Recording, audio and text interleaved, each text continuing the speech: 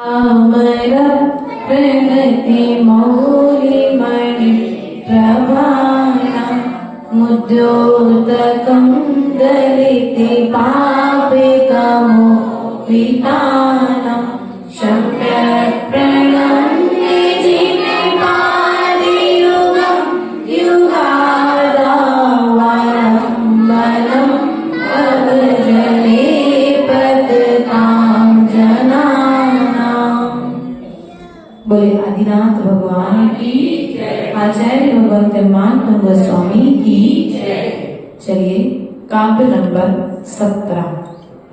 नास्ताम कदा चितु दुपयाशी न राहु गम्यः स्पष्टी करोसि सहसा युग पद जगति नाम्भो धरोदर निरुद्ध महा प्रभावः सूर्यातिशायी महिमाशी मुनीन्द्र लोके नास्तं कदाचिदुपयासि न राहुगम्या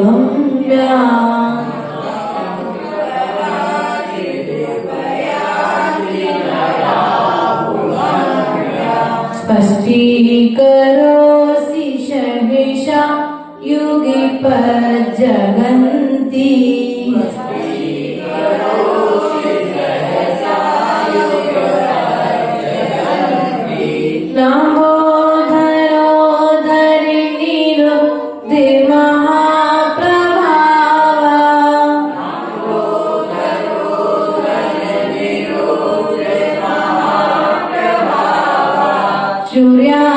सूर्यातिशायी महिमा सि मुनीन्द्र लोके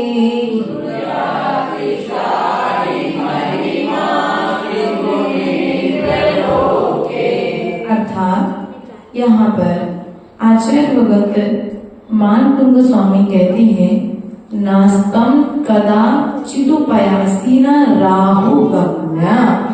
अर्थात नास्ताम अर्थात न तुम अर्थात तुम कदा कभी चिदुपयासी अर्थात किसके द्वारा न अस्त को प्राप्त होते हो न राहु गम्या और न ही राहु के द्वारा दृश्य जाते हो स्पष्टीकरोसि प्रकाशित करते हो सहसा शीघ्र ही युग पद जगन्ति। क्या कहा है यहाँ पर? किसको प्रकाशित करते हो? एक साथ जगन्ति अर्थात तीनों लोकों को। नाम्भो धरोदर अर्थात यहाँ पर आगे कहते हैं कि न मेघों के मध्य से छिपाए जाते हो। क्या? ना ही आप मेघों के द्वारा छिपाए जाते हो। निरुद्ध महाप्रभावा और महान तेज जिसका ऐसे भी नहीं हो तथा एक साथ तीनों लोगों को प्रकाशित करते हो। इति अर्थात इस तरह आप संसार में सूर्य से अधिक महिमा वाले हो। अर्थात यहाँ पर आचार्य भगवत मानतुंग स्वामी कहते हैं हे मुनीन्द्र न आप अस्त होते हो और ना ही राहु के द्वारा ग्रसे जाते हो। क्या कहा? ना तो आप अस्त होते हो और ना ही राहु के द्वारा ग्रसे जाते हो और ना आप बादलों के द्वारा ढके जाते हो। ना आप अस्त होते हो ना ग्रसे जाते हो और ना ढके जाते हो, लेकिन फिर भी तीनों लोकों को प्रकाशित करते हो। आपका प्रभाव लोक में अद्वितीय है। कैसा है आपका प्रभाव? लोक में अद्वितीय है। इस प्रकार से भगवान जनेंद्र देव के प्रभाव की महिमा का वर्णन यहाँ पर किया है। इसकी महिमा का किया कि भगवान की महिमा क्या है। ऐसे कहते हैं ना, चंद्रमा को राहु ने ग्रस किया। ग्रहण जो पड़ता है तो भगवान के लिए ना तो कोई राहु ग्रस सकता है, ना बादल ढक सकते हैं, और ना ही भगवान का कोई अस्त, ना ही आप अस्त होते। सूर्य तो सुबह निकलता है और शाम को अस्त हो जाता है, और जब ग्रहण पड़ता है तो चंद्रमा को राहु ग्रस लेता है, और जब बारिश का मौसम होता है तो सूरज को बादल ढक लेते हैं। लेकिन भगवान आपके प्रभाव की महिमा अचिंत्य है। ना आपको कोई ना अस्त होते हो, ना आप ऐसे जाते हो, और ना ही आप ढके जाते हो। फिर भी आप क्या करते हो, तीनों लोगों को प्रकाशित करते हो। आपका प्रभाव लोक में अद्वितीय है। इस प्रकार से 70वें काव्य के माध्यम से हमने अर्थ को जाना है। 18वें काव्य की ओर चलते हैं। नित्यो दयम दलित मोह महांध कारम गम्यम राहु वद नश्य ना वारी दा नाम विभ्राजते तब मुखाब्ज मनल्प कांति विद्यो तयज जगद पूर्व शशांक बिंबम नित्योदयं दलित मोहि महांधिकारम्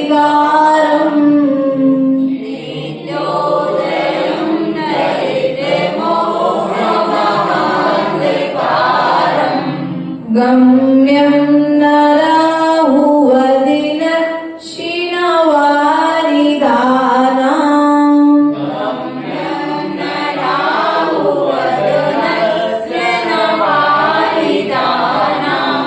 विभ्राजते तविमुख जिमनल्पे कांति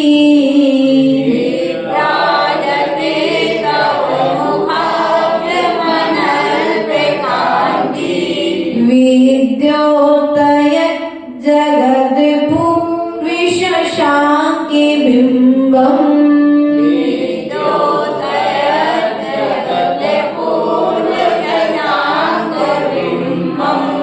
अर्थात यहाँ पर कहते हैं नित्योदयम, नित्य उदित रहने वाला है। क्या? दलित नष्ट कर दिया है। किसको? मोहांधकारम, अर्थात मोह रूपी महान अंधकार को जिसने नष्ट कर दिया है। गम्यम न राहु, अर्थात यहाँ पर कहते हैं कि गम्यम नहीं ग्रसा जाता है राहु के मुख के द्वारा, न वारिदानाम, न मेघों के द्वारा, विद्योतयज अर्थात प्रकाशित करता हुआ। किसको प्रकाशित करता हुआ? जगत अर्थात जग को, पूर्व अपूर्व अर्थात पूर्व अद्वितीय चंद्र बिंबम अर्थात बिंबम अर्थात चंद्र बिंब के समान विभ्राजते शोभित होते हैं। क्या कहा है यहाँ पर?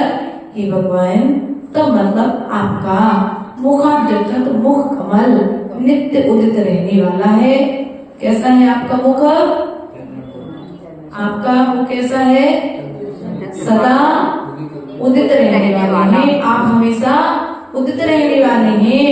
मोह रूपी अंधकार को नाश करने वाले हैं। राहु को, बादलों को तिरस्कृत करने वाला आपका मुख तीनों लोकों में अपूर्व कांति को लिए चंद्रमंडल से शोभित होता है।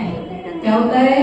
चंद्रमा जैसे आकाश में सुशोभित होता है, वैसे ही आप भी इन तीनों लोकों में आप भी चंद्रमंडल के समान सुशोभित होते हैं। चलिए दोनों का उच्चारण करके सुनाइए।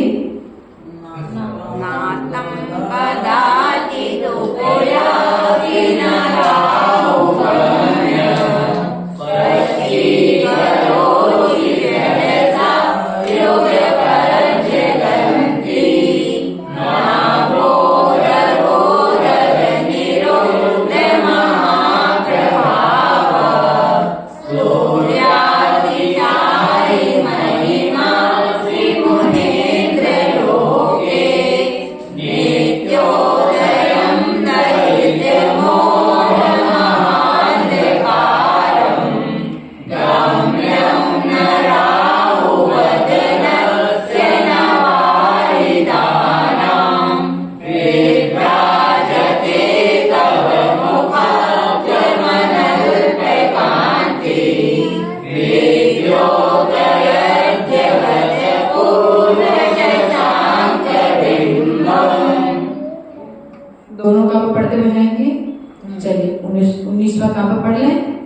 किम शर्व विक्षु शशि न हिन विवस्वतः वा युष्मन् मुखेन्दु दलितेषु तमःसु नाथ निष्पन्न साली वन सालिनी जीव लोके कार्यम कियज्जल धरैर दोरा है धरैर जल भार नम्रै किं सर्वीरीषु शशिना विवस्वता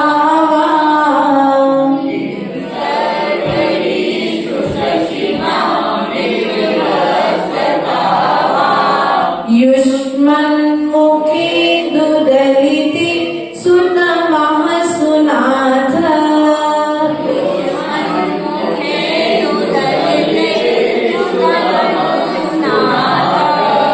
निष्पन्न साली बनि सालिनी जीव लोके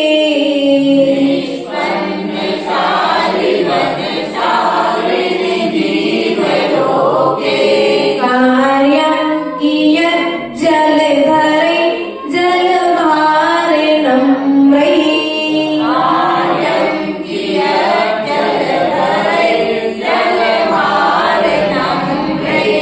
अर्थात यहाँ पर कहते हैं किम अर्थात क्या, शर्वऋषु अर्थात रात्रि में, शशिनाहिन शशि अर्थात चंद्रमा से, विवस्वतः अर्थात सूर्य से, चंद्रमा से और सूर्य से, रात्रि में चंद्रमा से, अहनिश यहाँ पर क्या आया है, अरे यहाँ पर शशि नाहिन, नाहिन जो है ना में बड़ा, उसको जब विच्छेद करेंगे तो यहाँ पर छोटा आ जाएगा तो अहिन हो जाएगा।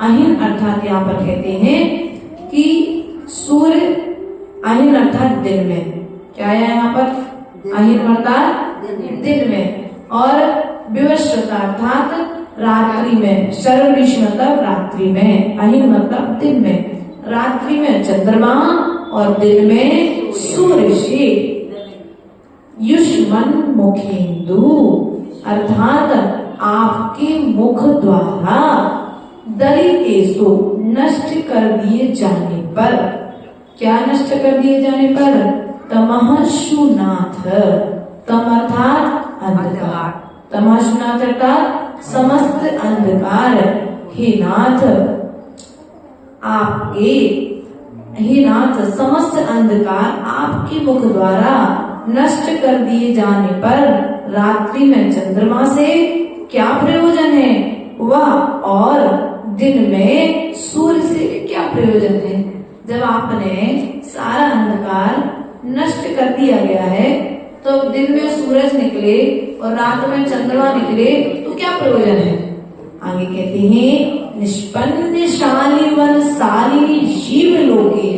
निष्पन्नशाली अर्थात खेतों में धान्य के पक जाने पर जल भार नम्र जीव लोके अर्थात संसार में कार्यम किया जल अर्थात काम कार्य किया अर्थात क्या मेघों से। फिर क्या होता है?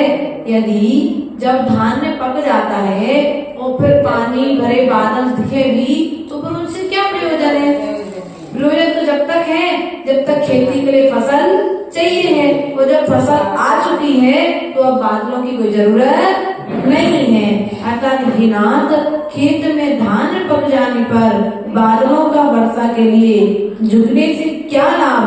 वैसे ही आपके मुखमंडल से सभी अंधकार मिट गया है, तो अब रवि रात्रि में, दिन में रवि और रात्रि में शशि से क्या लाभ है? अर्थात कोई लाभ नहीं है, ऐसा जानना चाहिए।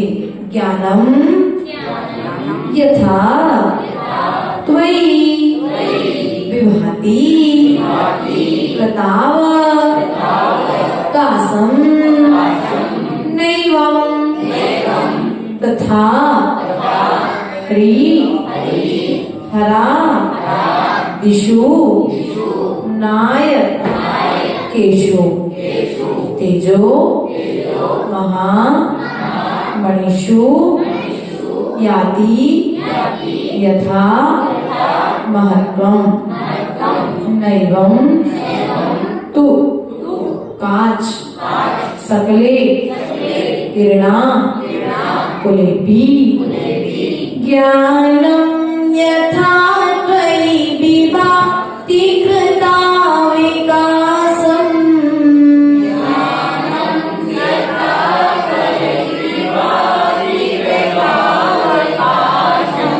नैवं तथा हरिहरा दिशु नायकेषु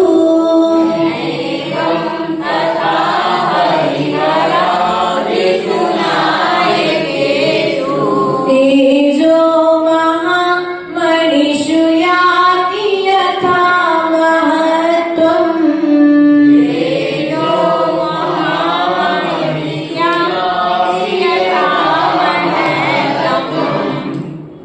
नहीं तो नहीं महत्वम्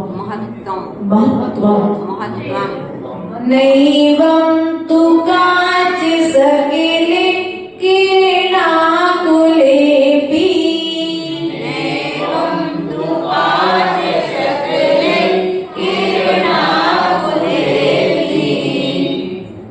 अर्थात यहाँ पर कहते हैं ज्ञानम यथा त्वयि विभाति प्रताप कासम।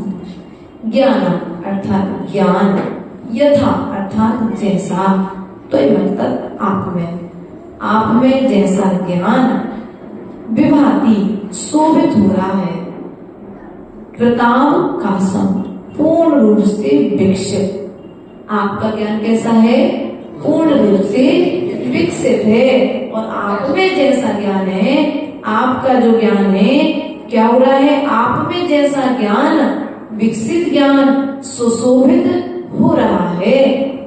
नैवं अर्थात यहाँ पर कहते हैं नैवं अर्थात न अर्थात सुशोभित नहीं होता है, एवं अर्थात वैसा ज्ञान किसमें सुशोभित नहीं होता है। तथा अर्थात वैसा महत्व हरिहरा देशु नायकेषु ब्रह्मा विष्णु हरिहर महेश्वर आदि देवों में, नायकेषु अर्थात देवों में न सुशोभित नहीं होता। तेजो महामणिषु याति यथा महत्वम् तेज महामणियों में महत्व को प्राप्त होता है। कौन? तू अर्थात निश्चय थे तथा वैसा महत्व किरणा कुलेपि सूर्य की किरणों को चमकते हुए भी कांच क्या लिखा है? नैवम तु कांच सकले, कांच के टुकड़े में क्या सुशोभित होता है, अर्थात नहीं होता है। जैसा ज्ञान ही भगवान आप में सुशोभित होता है, क्या वैसा ज्ञान ब्रह्मा विष्णु हरि हरादि में महेश में सुशोभित होता है, अर्थात नहीं होता है। जैसे सूर्य की किरणें किसी मणि पर पड़े, अर्जुन कोई मणि पर सूर्य की किरणें पड़े तो उसका प्रकाश अलग फैलेगा, लेकिन वही किरणें यदि कांच के टुकड़े पर पड़े तो कोई फर्क पड़ेगा क्या? कोई बात तो नहीं है। उसी प्रकार से अंत कहते हैं कि जैसे सूर्य की किरणों से रत्न अपनी शोभा को बढ़ा लेता है, वो कांच जैसे के तैसा रहता है, उसी प्रकार से जो आपका ज्ञान है वह तो शोभा को प्राप्त हो रहा है, लेकिन अन्य का ज्ञान आपके जैसी शोभा को प्राप्त नहीं हो रहा है। दोनों का आप पढ़ करके सुनाइए। सर्वरीषु शशिनानि विभत्सतावा, यस्मन्मुखे सुदर्शितेषु तमस्सुनाथ, निस्तन्यशालि वनशालिनि जीवलोके, कार्यं कियज्जगद्धरे लयभारनम्रे, ज्ञानं यथा परिविभाति कृतावकाशं, नैवं तथा हरिहरादिषु नायकेषु, तेजोमहमृत्याति यथामहत्त्वं, नैवं तु काचिदसते किरणाकुलेति। बन जाएगा सबसे पढ़ते आज 4 काव्यों के माध्यम से। हाँ बोलो बेटा। ये तीसरे वाले की तीसरी लाइन में जो लिखा है वो तेजो महा मणिषु, मणिषु महा मणिषु, क्या लिखा आपके में? जो 2 शब्द है ना, एक तो मणिषु एक महामणिषु में बनता कौन सा काव्य है? तेजस्फुर मणिषु याति यथा महत्वम्। ऐसा भी यदि पाया जाता है तो उसमें अपन इसको ऐसा पढ़ लेंगे। ज्ञानम यथा त्वयि विभाति कृता विकाशम, नैवं तथा हरिहरादिषु नायकेषु, तेजस्फुरन्मणिषु याति यथा महत्त्वम्, नैवं तु काचित्सकले किरणाकुलेपि। ठीक, अर्थात स्फुरन अर्थात प्रकाश, क्या उसका प्रकाश अर्थात प्रभाव, जैसा प्रभाव मणि में होगा वैसा प्रभाव कांच के टुकड़े में नहीं पाया जाता है, ऐसा जानना चाहिए। बोले आदिनाथ भगवान की जय।